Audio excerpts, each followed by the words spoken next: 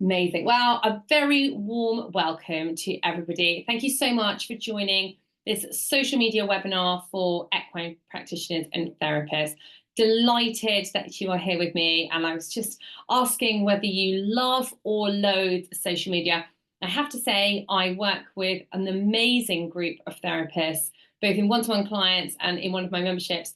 And there's a real mix. Some people find it really hard to get their head around it, and this is going to be an excellent place to start. Other people love it and just want more tools, tips, and ideas to use social more. And I have to say, I personally feel very grateful to social media.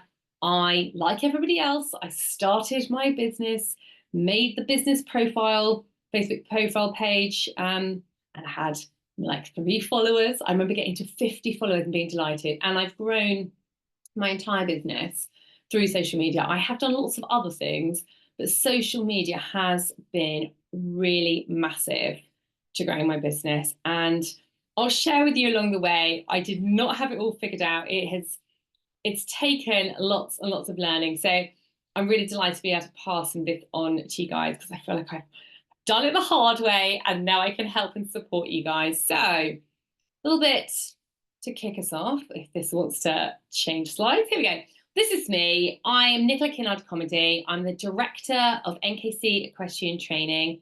Some of you may already know me. I know I've got Verity here from my membership, which is lovely. Some of you may not know me, but this is me, and that is China, the beautiful horse I get to ride, pictured with you there.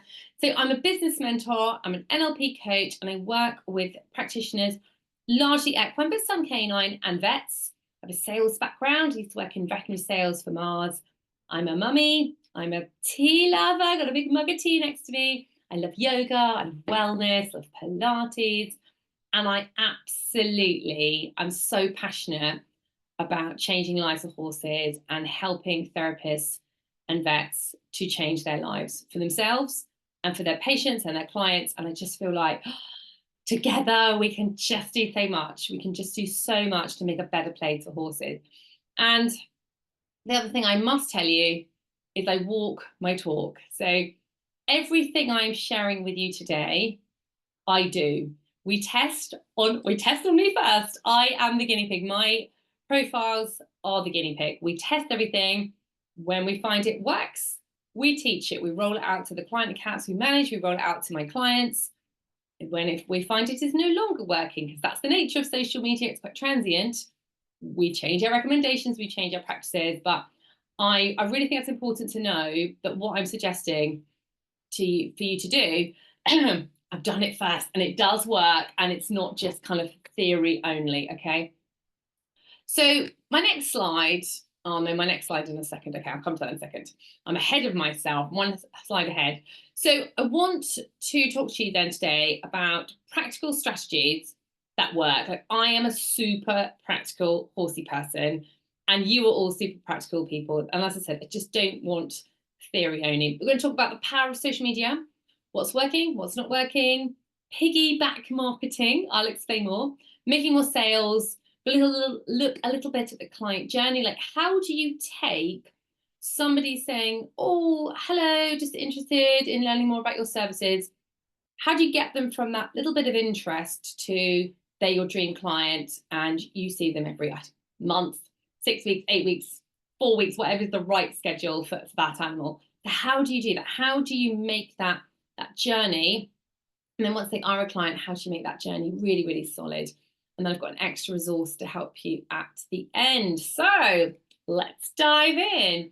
Now, if you've heard me speak before, these next 2 slides, I always share. And I share them for a reason, because I have got a favor to ask. You don't need more information. What you need is implementation. So my favor to you is please, please, please take something, just one thing from this training, from this webinar, and go and put it into practice. Because I know I've been there too. You go to a training, to a webinar, like, oh, so interesting. Write loads of notes, shut the book, it's in the cupboard, it never ever gets action. So could we commit? Could we make today different? Could we do this better this time? Because I've got so much to share. I think you're going to need to watch this webinar more than once. And I really, really want you, if you just did one of my suggestions on stories, if you just tried something totally new, if you just changed some of your messaging, if you just made one thing, oh my goodness, it would really snowball your business forward. Because what happens is when you show your brain that you do what you say you'll do, so you're saying to yourself, oh yes, it's going to be great, I'm going to implement this, and then maybe past experience, you didn't do that. When you show your brain that you take action, you'll take more action, more action, more action. And funny enough, more action leads to really great results, particularly when it's the right action done consistently. A bit like training a horse, funny that. And then this slide I always, always share. And the reason I always share is because I feel like I cannot say this enough times. If you want a successful business as an equine practitioner, and I have helped so many amazing therapists over the years grow their businesses, get the business off the ground, go full-time in the business, get the business to 6 figures, scale the business, bring in a team, take online, whatever they want to do. We've been there, we've done it. And it's always these 3 things. You need over here, you need to be able to do the day job, okay? You need to be able to be a great therapist. Now, I'm very confident if you're here, you're already great at what you do. Then you need to tell the world, yeah? You need to shout from the rooftops how fantastic you are, your services are, and the type of results that people can expect from working with you. Just marketing, yeah? Social media obviously falls into that as well. But we need to just think about this middle one. You need to believe that you are unbelievably amazing, okay? Now, for some of you that might go, oh, that's a bit big-headed, particularly us Brits, you know, we're not very good at self-promotion, but you're in business, okay? You need to have this rock-solid, unshakable mindset, because when you have lots of this one and a bit of this, and this one's a bit wobbly, it makes number 3 incredibly hard. Now, we're touching a tiny little bit on mindset today, but I'm massively passionate about mindset. I really, really am. So please, please, please, if you feel a little bit wobbly on some of these areas, if posting more, being more visible, sharing more about your story feels a little bit, dive into it, find out why, unpack it, because you will really, really limit your success, and you are limiting how many animals you can help, how many lives you can change, both 2-legged and 4-legged, without the belief. So rant over, I'll climb off my soapbox and get back into social media. But I just think it is simple. We can make business really complicated, but you just need these 3 things. Great the job, tell everyone you're amazing, believe you're amazing. Done, okay? Right. Power of social media now. I asked you guys at the beginning, do you love it? Do you loathe it? I said, I love social media. However, I would also like to say that I really found it hard when I first started my business, almost 8 years ago. I got Facebook. I got a bit better with Facebook, and then Instagram, you know, became more and more of a thing. I could not figure it out. I really, really couldn't. And it's just so ironic because I would say now, Instagram is my happy place. So I chat with people, spend a lot of time on Instagram. I absolutely love the platform. I couldn't figure it out. So, and here we knows. There we are. I've gone full circle. I now support people with their social media. So I just want you to know I have been on both sides of the fence. I really, really have. But social media is so amazing. You get to build a rapport, build a new audience, showcase results. You can make sales. You can literally make sales each and every day on social media if you wish. But so many people tell me they don't know what to say, or that they don't get results from social media. And it is just so important to remember, yes, word of mouth. That's why I hear, oh, it's all word of mouth. Word of mouth is incredibly strong, 100%. But people will check you out online. You don't have to post every day, but my goodness, if I land on your socials, I don't want to see that you last posted 6 months ago. It looks like you've gone out of business, okay? I don't want to see content that is purely shared content, but there's no like original content. Please don't misunderstand this webinar. This is not telling you should be posting 7 days a week. This is not telling you that you should be a full-time content creator, or social media should like take over your life. You are busy, I get that. But what we need is consistent, regular, quality content. It could be a post a week and a couple of stories, but it's intentional content that is designed to grow your business. That's what we need. So you figure out a schedule that works for you. Okay. I have a client that posts just once a week. I recommend a minimum of 3 times a week, but if that doesn't work for you, one is better than none, because one post each and every week is so much stronger than, oh, I had a bit of time this week, I posted every single day, oh, busy, fell off a cliff. Yeah, that's what the algorithm does not like. So before we dive into juicy different types of content and what's working on stories and so forth, I really wanted to cover off some real basics with marketing, because it's really easy to skip this bit. Yeah, we think, oh, I just want to try out these new features or post pretty pictures.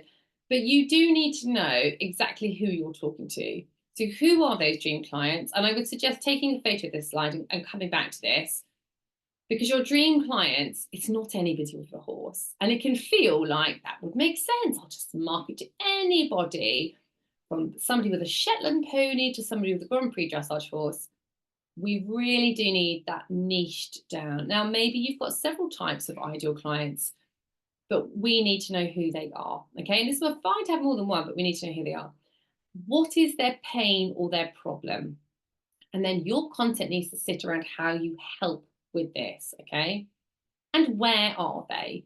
Now, if you want to work, I don't want to be too generic. If you want to work with slightly a younger audience, TikTok is where you're going to find them, 100%. If you want to work with, I don't know, ladies of a certain age who do a bit of happy hacking, they might be on TikTok. You just never know. But they're probably, Facebook is where you're going to find them. Yeah. So you need to think where they are, which is the best platform. I really do recommend one platform and own it. 2 would be great. Like Facebook and Instagram, I think, are a very useful springboarding point. Get those and get good at them, and then you can go from there. But also think, which platforms do you enjoy? Like, if you absolutely hate writing content, but you love video, then perhaps TikTok is where you should be, if also your clients are there, or your potential clients, your future clients. So answer those questions. It's really going to help you in the rest of the training, okay? What do you want from your socials? Now, for some of you, you'll be like, oh, I want more followers. Some people are like, I just want clients. Some people are like, I want just to make sales. And it depends on your business setup. You know, do you have other products or services that you sell? Is it just you going off treating one horse at a time? You know, there's no right or wrong answer, but do give yourself a bit of a goal.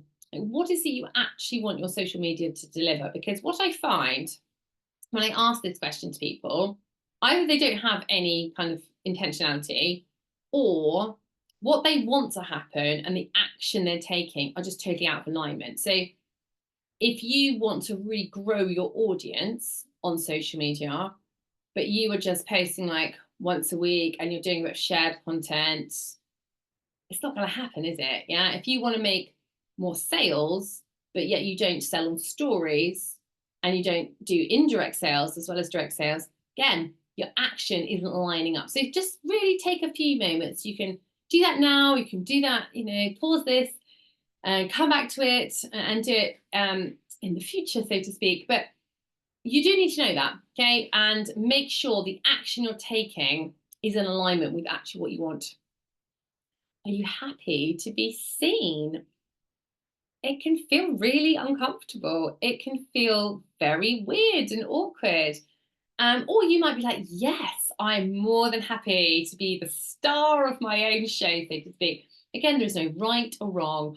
The reason I'm asking these questions is to see, are there any blocks, any limiting beliefs? Is there anything that's coming in? Because I'm going to give you all these amazing strategies to go and try. What I want is to remove any barrier from you actually going to do it. So for some of you, you might not feel totally happy with being seen. So how could you go from, oh, this feels a bit awkward, to feeling a little bit happier? How could you break it into baby steps? So for example, if I said to somebody, right, go on, let's go live on Facebook. And they're like, oh, no, thank you. how could you break it down? So if live, face to camera, you teaching, talking, sharing some tips feels horrible. Okay, well, let's start the other end of the scale. You could do some video with you maybe talking, and perhaps you've got a horse in front of you. So you can hear your voice, but you can't see you, just see a horse. Then maybe it could be you and a horse and you're a little bit in shot. Then maybe it could be you and the horse totally face to camera. And then maybe we don't need the horse in the future, but like having a horse to do video with is a really, it's funny because horses don't obviously read the script, and you'll find your hat gets knocked off or your face is getting licked or something. And you know what? I always keep those bits in because I think it's quite funny when that happened. But it can be a really great way to break down those barriers if that's something that is holding any of you back. And let's be honest, as horsey people, we're just looking at the horse. Oh, we're not really looking at the person. We're listening. But if there's a horse in shot, we'll be looking at the horse for sure. So have a little think and ponder and go a little bit deeper in that one. Numbers of social media. I really want to take a little moment to talk about the numbers and how easy it is to fall into what I call a bit of a vanity metric, because so often I hear, oh, I haven't got that many followers. Like, is it really worth it? Should I bother? And this is what I always think. If you had 30 Facebook followers, you might actually be feeling a little bit about that. But if I said to you, hey, Becky, I have just lined up 30 really lovely horse owners. They really want to hear from you. They're all down the road in that cute little coffee shop. Could you just pop along and chat with them all for a few minutes? 30 people round a few tables in person would be an amazing audience. People hanging on you everywhere. That would be fantastic. What if I said, I've actually filled quite a big room today. I've got 300 people. You know, for those of you that go to live conferences, 300 people in a room, it's actually quite a lot, particularly when you're the speaker and you look out, so there's lots of faces. 300 people in person, you'd be super chuffed with that. 3,000 people, you know, we're talking like a really big auditorium. That's a lot of people. But yet, people get so disheartened with their follow-up numbers. But honestly, it is all about the connection and the intentional content. I don't have a massive following at all. I probably have a combined following on Facebook and Instagram, well under 10K. I have got lots of followers on YouTube, but they are not Dream Idol clients for sure. I think there is definitely some unusual followers on YouTube, but on Facebook and on Instagram, probably about 8,000, I would say, combined. And some of them will be the same person for sure. Like quite a lot of them will be the same person who follows me on both platforms. But it's perfect. It is a steady source of wonderful and amazing clients, and I'm incredibly grateful for that. So please don't think that if you don't have X number of followers, it won't work. It doesn't count. You don't look good enough, the old favorite one coming in, or any other story that might be playing out for you.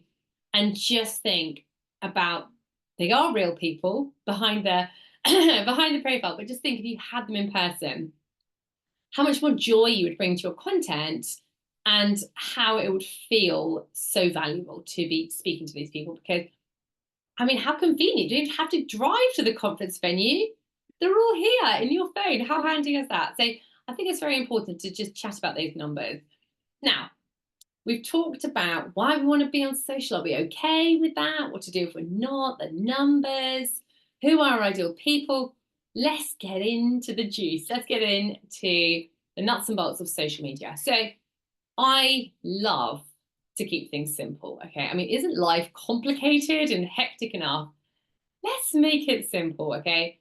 So I just love to have everything easy as possible. Now, this is my very simple formula for winning social media: growth content and sales content. Now, I would suggest that at least 2/3 of your content is growth. And by growth, I mean content that is designed to attract new followers, content that is designed to get know, like, and trust with people, content that is designed to stamp you as the expert, content that is designed to get engagement, okay? It doesn't need to be overly educational. either. So growth content, sales content. And by sales content, it may be direct or indirect. And I'll show you some examples of that shortly. But what I find, I spend a lot of time reviewing client accounts for therapists. What I find is a lot of therapists' content, it's in the middle. It's not designed for growth, nor is it sales related. It's too vanilla, or it's overly complicated, or it's like diving into a veterinary textbook. Now, don't get me wrong, I am also a horse lover owner. That can be interesting, but you've got to remember, it's not textbook media, it's social media. It's, scroll with a cup of tea, not research, something deep and heavy about tendon injuries or something. So it could be overly complicated. CTA is call to action. So no call to action. See this all the time. Beautiful photo. This horse was like this. Now it's like this. Nothing. I don't know if you're taking on new clients. So I might have seen your post talking about Robbie the pony and how he was like this, and now he can do da da da da da. And I'm thinking, oh my word, that would be great. Oh my gosh, I'd love some results like that. There needs to be an invitation, like your horse could feel like this, or I could come and help you, etc., etc. So we need calls to action. Or I do on the other scale, C, the other end of the spectrum, C, too many calls to action. So there's one post, Robbie the pony, as I just described, and then at the bottom it might say, you can text me, call me, WhatsApp me, email me, go to the contact form on our website. You can comment below this post. I mean, I've given up. I can't even remember why I was reading it now, because there were so many calls to action, and a confused mind, let's be honest, it does not buy, okay? Or perhaps you're really inconsistent. So maybe, like I said earlier, maybe you post loads for a week, then nothing for a month, okay? So it is this simple. Growth and sales, very intentional content. We are training your audience to buy from you. And I find that actually, I would say probably about 80%, if not higher, of therapists are not training their audience. They're not training the audience to do anything, and they're certainly not training them to buy, okay? Because you have a business. You don't have a hobby with a website. You have a business. You need to be making sales. And why not make them daily? Hey, why not indeed? Somebody said, why do you post daily on stories? And I said, because I like making money daily. Why not? So content pillars. Now, when people find it hard to know what to talk about, or the other danger is that you flit from just too many topics, because horses, I mean, there's so much you could say, isn't there? You could be talking saddle fit, nutrition, supplements, riding, groundwork, rehab. That's before you've even got into loads of other things, connection, positive reinforcement training, etc. So that can feel a bit bitsy for the audience. If I because nobody sees all of your posts, okay? Perhaps you, maybe your partner, maybe your mum, that's it. Nobody sees it all. So if I just drop in every so often and then it's just really inconsistent, it can feel a little bit odd as the consumer of your content. So what I suggest you do is pick 3 to 5 kind of areas, buckets. You might have heard that expression, content buckets, pillars. They're all just posh words for saying themes, okay? That's all we want to know, is what you want to talk about. Have a couple of themes. They need to be things that your audience are interested in, and you need to find a way that these topics relate to your business, okay? Otherwise, it can just be like, I'm just sort of saying it for the sake of saying it, okay? So if this isn't something you've covered already, again, I would suggest taking a picture of this, coming back to this, giving a little bit more time and thought and detail. You'll find it makes your content planning and prepping so much easier. So content pillars, we need a plan. Yeah, like it's so much easier if you have these themes that you want to talk about. Okay, let's get into what is working right now with social media. So a couple of things that are strong at the moment, and have been for the last couple of months or so. Storytelling posts. So that's storytelling content, like telling a story through your content. selling on stories. Now, when I'm talking about stories, let me pull up, where's Instagram? Here we go. Let me pull up Instagram. When I'm talking about stories, what I'm talking about is those little bubbles, these little circles. You'll have them on Facebook as well as on Instagram. These little circles at the top. That's what I'm talking about when I say stories, because there are some people that will scroll like this and they'll see this main feed of posts. But there's some people who only ever go this way and they only ever see those little bubbles. So selling on stories is really powerful, really, really beneficial. Opinion content is something that's working really, really well for my account, for our client accounts, and those lovely, amazing therapists in my membership. Really, really strong. And it just really stamps you as an expert, opinion content. And then problem awareness stroke negative content. Now that might sound a bit of a weird one, but if we have content that is like shining a light on what people are struggling with, it does two things. One, as horse owner hat on, as the owner, say, okay, something I do struggle with as an owner. So I used to ride.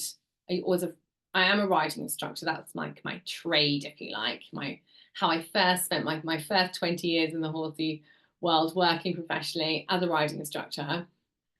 I don't ride very much now. Okay, and that's cool. I've made my peace with that. This is a different chapter. But my concern, my problem as a rider is that my feel it couldn't be as strong, could it? Riding 8 horses a day to riding like once a week. Am I missing anything? What if I've missed something? That's like my little secret fear.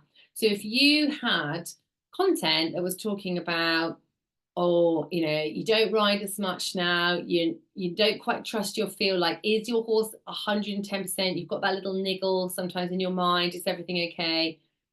It really validates for me that it's like, oh, it's okay to feel like that, because that really is like a legitimate problem. Yeah. And then you can present yourself as the solution. So that problem awareness content, very, very powerful. So storytelling content, there's a couple of ways that we can do this. So let's start over here. It's such a cute dog, that picture. I love that picture. This is a story sequence. So it's storytelling on stories. That's a bit of a mouthful, isn't it? Where I've been talking about the wins that the amazing therapists in my membership get. And there's a load of screenshots and I'm like flicking through. And I'm telling the story of what it's like in my membership and the wins that people get. And the reason that storytelling is so powerful is because stories have a start, a middle, and an end, and we remember them. This one here in the middle, this headline is talking about something one of my one-to-one coaching clients said, and she said that one mindset call alone was worth the whole 12-month investment in coaching. That's pretty powerful, isn't it? And then there was a carousel, so there was a number of slides to go through, which was like where she was, what happened, where she is now, and how you could feel like this too. Again, we took the viewer, the reader, on a journey. So it started here with quite an exciting headline. Then we get a bit backstory. Then we got, what we did, and then where we finished up. Okay, again, it's very, very memorable. This is a piece of opinion content where, again, I'm telling a story. Does anybody remember the pony? It's such a mouthful. Pony painting parties around 2018, off the top of my head, 2017 maybe. This was massive at the time. People were like really very against ponies being painted. And don't get me wrong, I can see where they were coming from, but there were like petitions to Parliament, like a lot happening. And I didn't even know why this popped into my head a couple of months ago. I was just thinking that while we were all getting very upset about ponies having a bit of paint on them, there were other horses, like this poor horse featured, strapped down with their chins on their chest in an absolute headlock in rollcar. And it's like we didn't even notice that. And the story I was telling in this content was like, whoa, how did we miss that? It's like we were so blind and blinkered we were, and don't get me wrong, I do see the reasons that painting ponies is not necessarily fair and ethical. And I think it depends how it's done for sure. But horses strapped down like that seemed to be totally normal. No one seemed to really notice. Yet there was petitions about ponies having a bit of paint on them. So that was the story I was telling. And it was quite interesting actually. And again, with a carousel, you've got those number of slides to walk people through that story. So that's storytelling content. Now, if you don't use that style of content in your business, it could be, you could do it on a reel, you could do it on stories, you could do it on carousels, you could do it on a single slide. It works very well as an indirect sales post as well. Then start. Like, it's super, super powerful. People will remember it. You can really, really get your point across in a really nice, like really natural way as well. Okay, so that was the first one. Selling on stories. Now, I mentioned stories a few times. I think it's so much fun to share stories. It really, really is. So there's a variety of different examples here. Let me talk you through them one by one. So this is one from last summer when we were asking people if they wanted to join a wait list and to tap this sticker. Now, if you haven't used a sticker tap story, it's really fun. I love a new feature. I love a new gimmick. When someone taps that sticker, what it does is Instagram's only works on Instagram, will kind of arrange some little lists for you. So you can just flick up before that story expires, because don't forget stories only around for 24 hours. And you can see who has said, yes, I've tapped the sticker, put me on your wait list. Now, of course, there'll be some people that tap the sticker just for fun or in error, but you will get some serious people, you'll get some serious interest, and it really works. It's really, really powerful. So sticker tap stories, really great. Starting a wait list on stories, also really fun. We had a competition running here. That was really fun, really powerful. Here we were selling spaces for our next equine dissection day, and the call to action was DM a particular word. So in this case, it was DMing the word March. Now, if you follow my content online, you'll see that we use this DM me, this whatever the word is. We use various words. The reason we do that is because, one, it makes it so much easier for people to reach out. And two, when somebody does reach out, I know what they need and what they want. So it just, excuse me, I keep coughing. I should not have mainlined a bowl of salted nuts and peanuts and cashew nuts before I started this training, should I? Excuse me, coughing. So when somebody reaches out with a keyword, we know what they want and we can give them the right information, because otherwise you get people going, hi, just getting in touch because I saw your post. And you're like, oh, okay, what post? And then you have to have about 20 different messages back and forth, which takes ages. Whereas, like for this post here with this horse skull, we had 3 spaces left, wanted to get rid of them, wanted to fill up the program, and then it was just done. We could just kind of park that to one side. So everybody sent the word March. I was like, right, you want the link. Brilliant. Thank you. You're really interested in coming on dissection day. Here's the link with all the details. If they wanted to book a space, fantastic. But it just, remember I said at the beginning, we want to shorten that journey, that time, that lag from, oh, I might be interested, to I have booked, I've paid, I'm signed up, I'm in, I want your service, I want your product. So keywords, really, really powerful. This was a case study post. Again, case studies work really nicely as well. So if you are not selling on stories, you are missing out. I will repeat this so many times in this training. I really, really will. It is so powerful.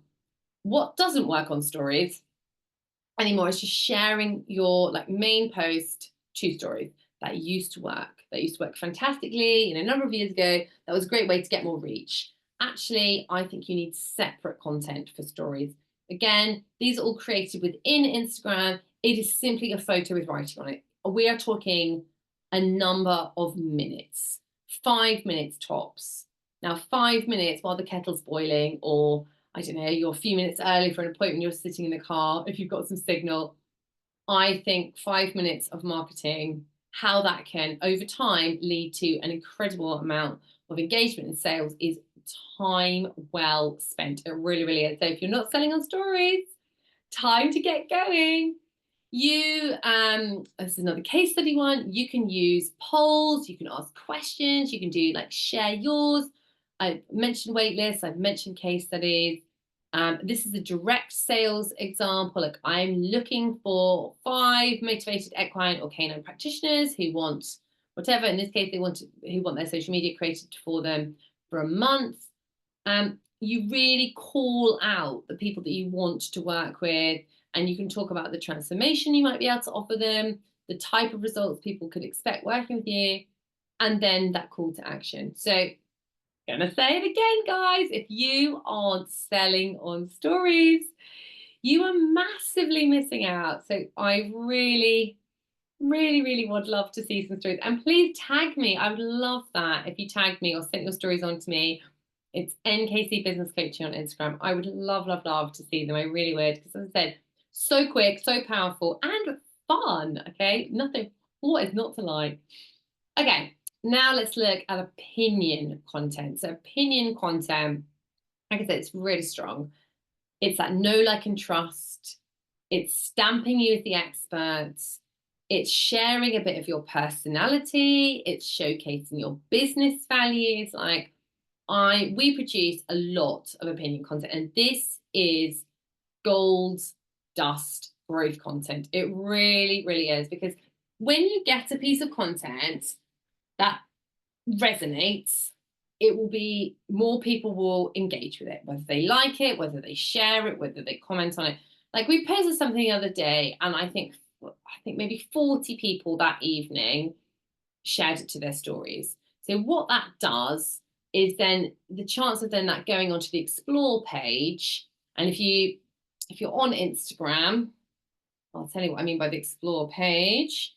If you were to click this little magnifying glass at the bottom, that's the explore page, and that will show you things that you might be interested in seeing. So if your content lands on the explore page, obviously more people are going to see it, and that's where you're going to see a new clients. Sorry, not new clients. That would be great if they were all just new clients there. That's where you're going to get new followers, because it's going to be people that don't currently follow you that are going to see your content, like it, and then they're potentially going to follow you in the future. And opinion content, again, I know I've said the word fun an awful lot of times, but I really believe business is and should be lots and lots of fun. So when people say to me, I don't know how you come up with all this, like, how do you know what to say? I just always answer it very simply. I say, anything that has ever annoyed me or pissed me off in the horse world, I just turn it into content. Anything I think, I just say it, and I make it into a piece of opinion content. Now, I've spent 20 years in the equine industry as a professional. I have ridden since I was a relatively small child. Like, I've got lots to say, and you will too. Okay. So have fun with this. If you're not producing opinion content, then go for it, like 100%. And feel free to let my content inspire you. You know, if you like, sometimes I see content and I'll be like, wow, that's such a good point. And I will create my take on it. And I will always say, oh, saw a similar post from da-da-da, and it really inspired me to think da-da-da. And why not? You know, that way, remember, I'm just so big on that collaboration. We can all work together. We can all help more horses. So opinion content, feel free to come borrow some of our opinions. And yes, please do tag us. It's always nice. Problem awareness content, we mentioned. This is like, you know, why you're trying this, but you're not getting the results. So I don't know, you want to get your horse to go forward more, but your new bit isn't working. Probably not the answer, is it? Or whatever it is. But it is really powerful for you to show your future clients that you understand their pain and their struggles, and then ta-da, you can present yourself and your service and your business as the solution. So problem awareness, again, if you don't have that right now, get some of that. Super, super, super powerful. Okay, so what is not working right now?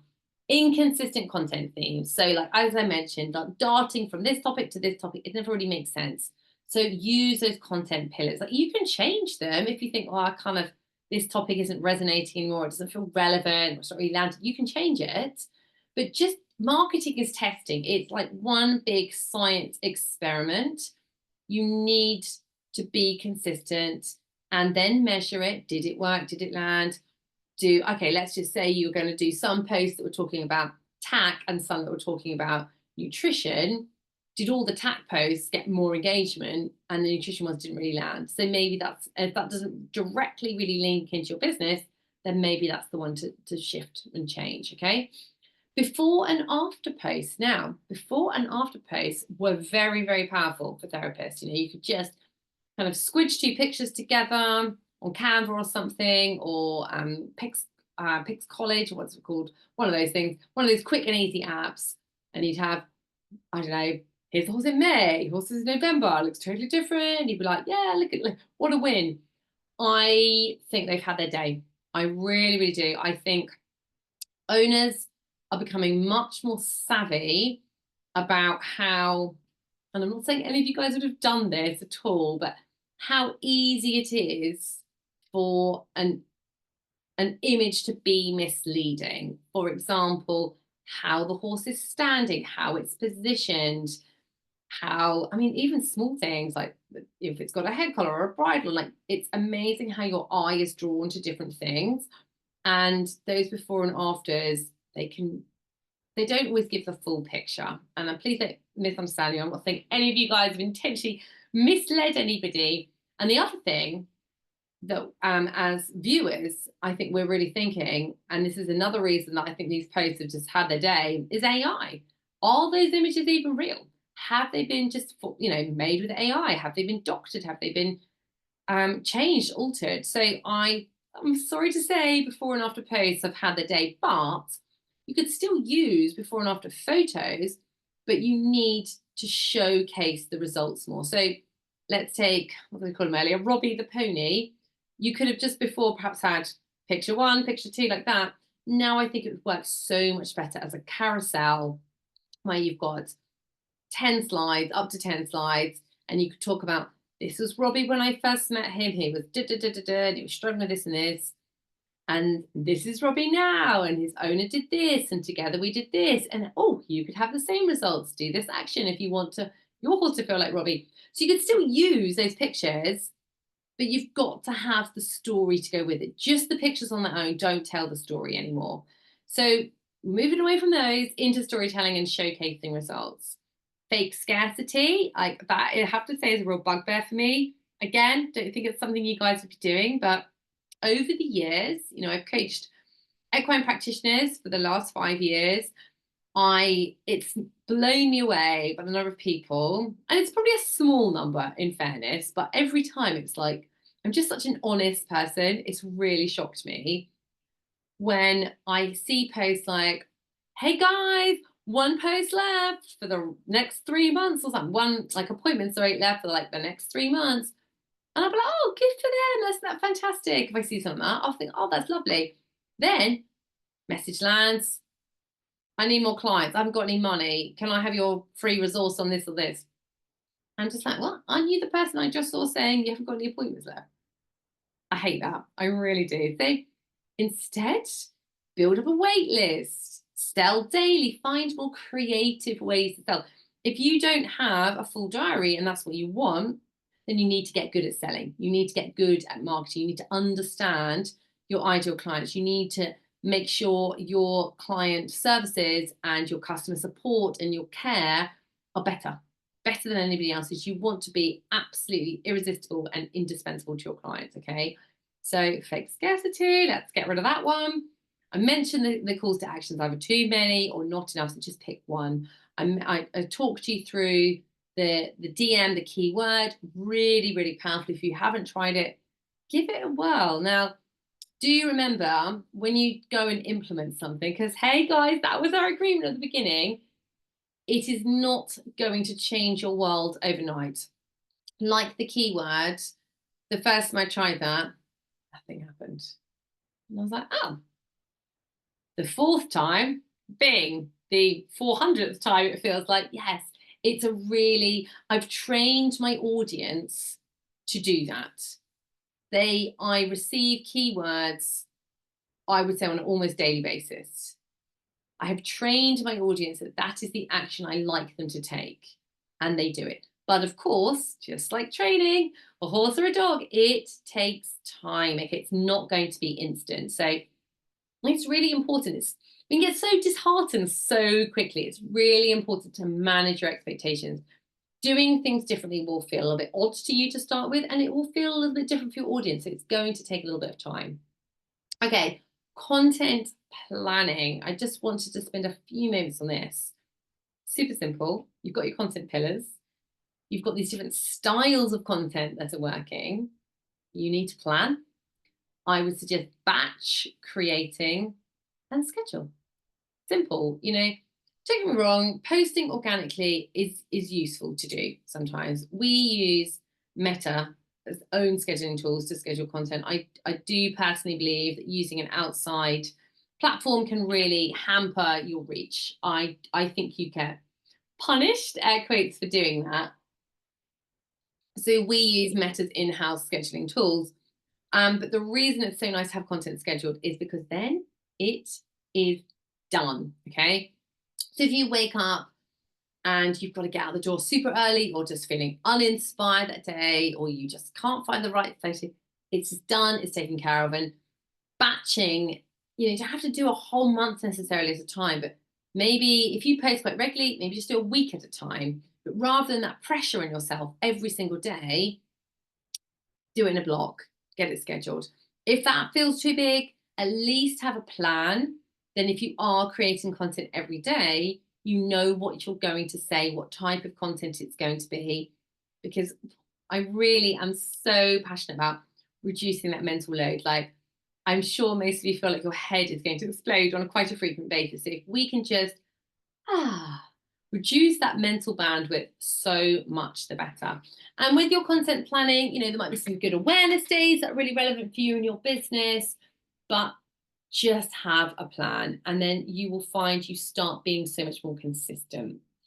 So how do you actually get bookings? How do you get people from watching your content to giving you their credit cards details? Basically, how do you get them from maybe into, as I said, those solid, consistent bookings? Okay, well, you need to be consistent.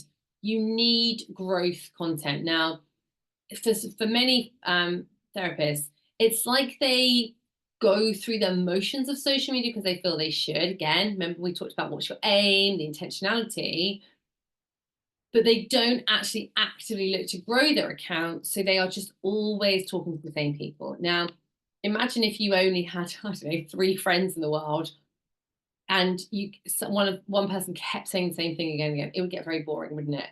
So you can really fatigue an audience if you're trying to get bookings, if the audience is flat and it isn't growing, you're not getting new people in. Okay, so you need growth content. You need new people coming into your business world, and there's so many great things that you can do on stories, on posts, using carousels, using that opinion content, going live with other people, borrowing other audiences. I mean, there's just tons and tons you can do. You need sales content. Now, it never fails to amaze me how, when I review client accounts, which I do for my members in my collective, which is where I help therapists to get more clients, get more bookings, and use social media to really grow their business. When I review someone's account, particularly someone that's maybe quite new into the collective, it never fails to amaze me. I will go months back sometimes before I find any type of sales post. It's like, why make it hard for me? I could be your potential client. Why make it hard for me to pay you money? Yeah. So think, if you are one of those people like, oh, I don't want to be too salesy or feels a bit awkward, literally think about making an invitation. Okay, because you've got the skills to make my horse feel amazing. I want my horse to feel amazing. Like, I'm a good horse mummy. You need to take the first step. You need to say, hey, I could maybe help you. Hey, you could do this thing. Hey, if you're interested. Like, you constantly think about making invitations.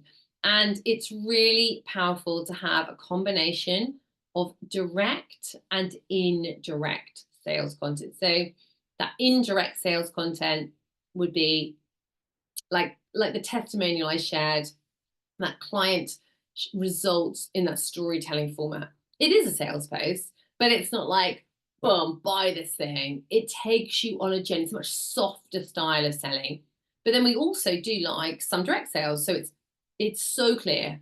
There's no beating around the bush. It's like, I want this number of this type of people who want this one thing in whatever time frame. Do this thing if you're one of those people. If you want to get this help, get this support, do this one thing, take this one action. So you do want some direct content and sales content as well. Building FOMO, that fear of missing out, that is massive for getting clients and getting bookings. So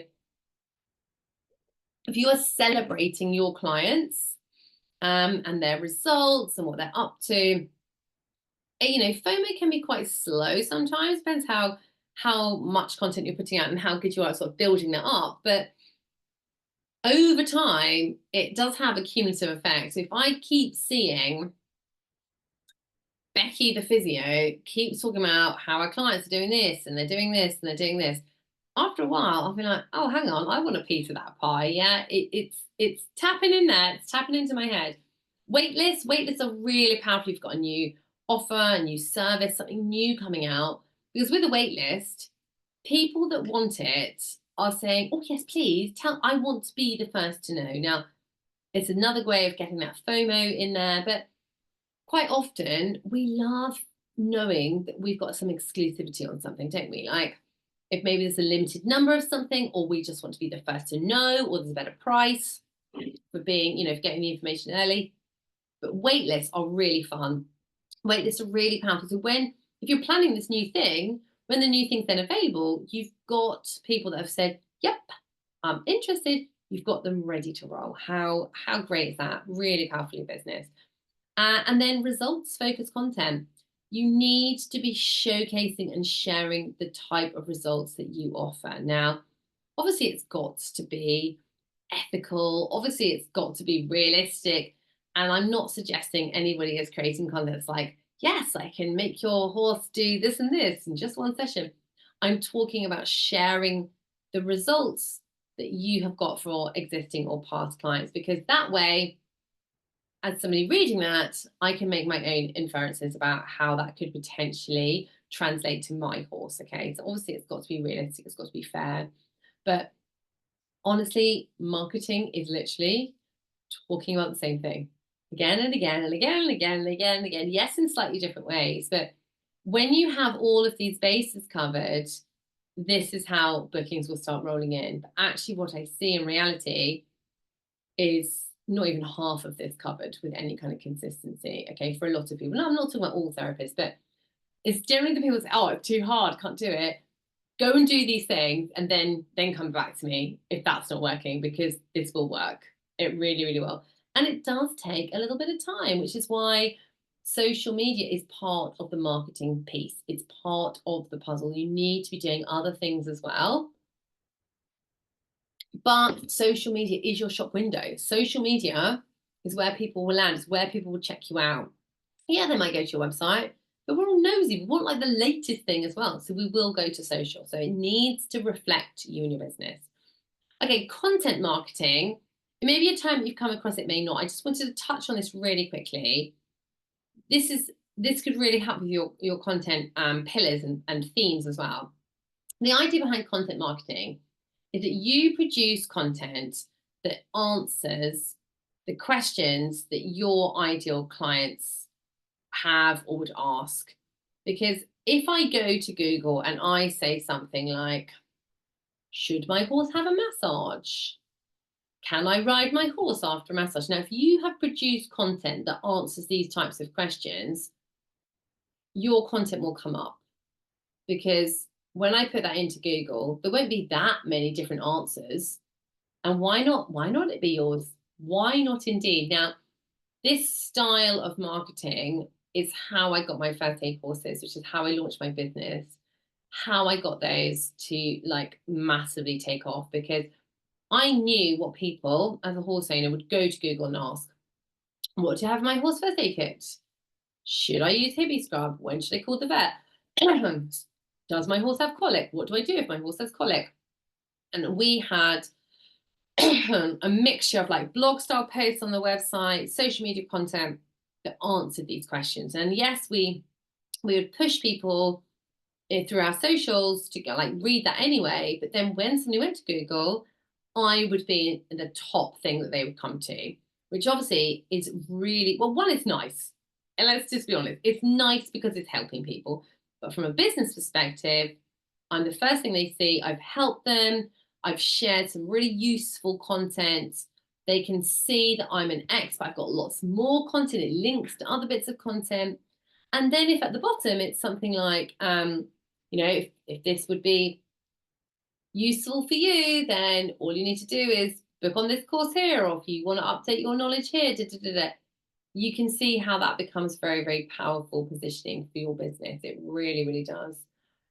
Why has Apple News popped into my world? I think I've got rid of it there. So content marketing, that's not something you have. Oh no, it's disappeared. That's not something you have right now. I really recommend that you do. Okay, so I don't want to be welcome to Apple News. I want to go back to my slides, please. Okay, are we back on the slides?